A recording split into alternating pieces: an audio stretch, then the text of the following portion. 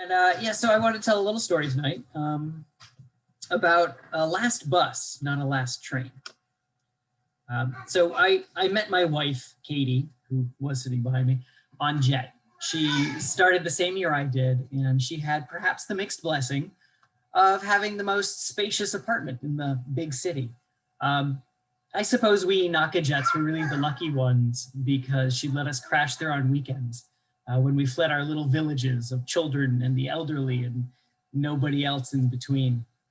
Over the course of 3 years, Katie and I grew close to each other and close to our Japanese home. I had a little Nissan March and we would drive on long weekends from one end of the prefecture to the other, and we'd camp amongst the pines and on the beaches of Western Kochi.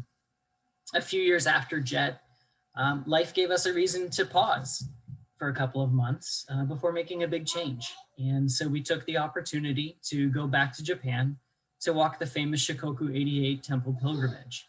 This is a journey that covers 1,200 kilometers and circles the entire island of Shikoku. The Ohenro is what the locals call it. We figured what better way to revisit a place that's so special to our hearts and to go on a grand adventure before moving from the East Coast to the West Coast of the United States so Katie could start law school. So we're nearing the 4th week on the trail. Over the next few nights, we plan to camp at some of our favorite beaches as we make our way down the western coast of Kochi from Temple 37, Iwamotoji, to Temple 38, Kongo Fukuji. This is about an 80-kilometer trip. We don't know when or even if we'll ever be back to this place. So we want to take our time and revisit some of the places we remember so fondly. We've been walking some and taking buses and trains some. It was not our original plan. We had intended to walk the entire thing, but we decided that completing the pilgrimage was better than giving up when our bodies started to give up on us. Well, my body at least. Katie was doing fine, but I was dealing with some really excruciating shin splints that would come and go. From Temple 37, we take a train further south, visit an onsen, and camp amongst the pines as we had so many times before. It's an easy day, spent resting and basking in memories of our time on JET. We choose to spend some time walking the next day, 10 or so kilometers to the next big city, where we catch a bus that'll take us to Oki Beach.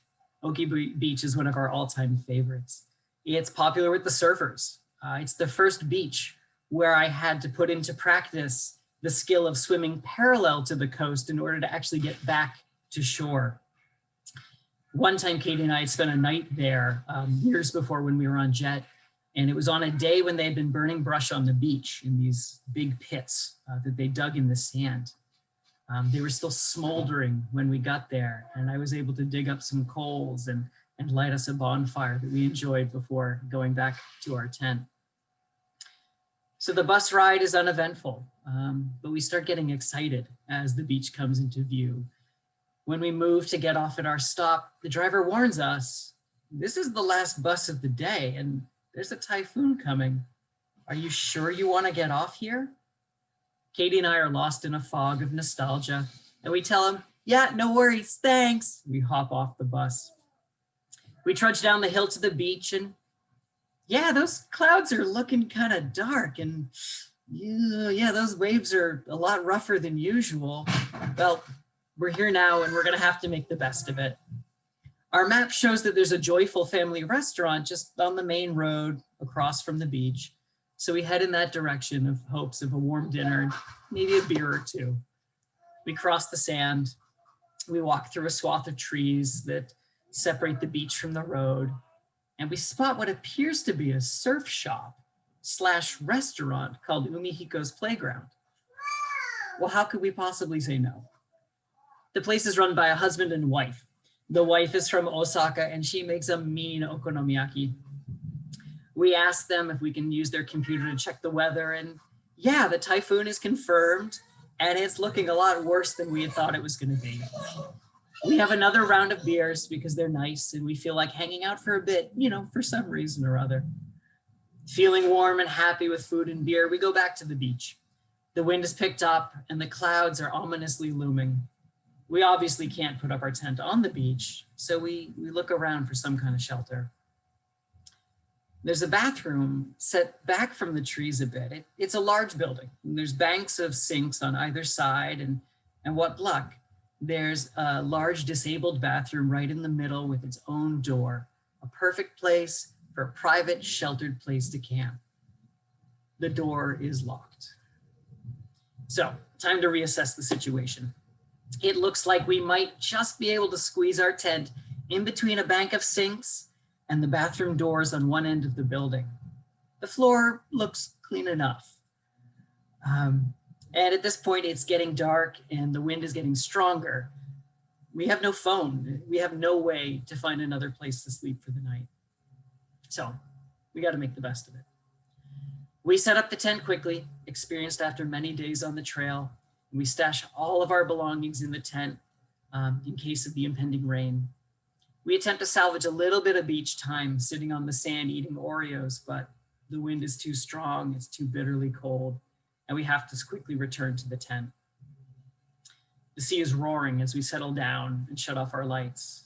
Sleep is elusive, but eventually fatigue wins. Then a light turns on, and then off, and then on again. The light in the disabled bathroom turns on and off at random, despite the door being locked, and no one could possibly be in there, right? Katie seems unperturbed. I'm weirded out.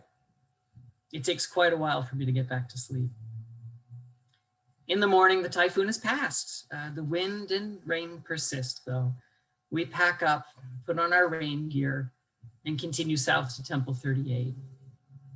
This was not the first time the last bus or the last train had left me stranded, but it was the first time I ever had to sleep in a bathroom during a typhoon.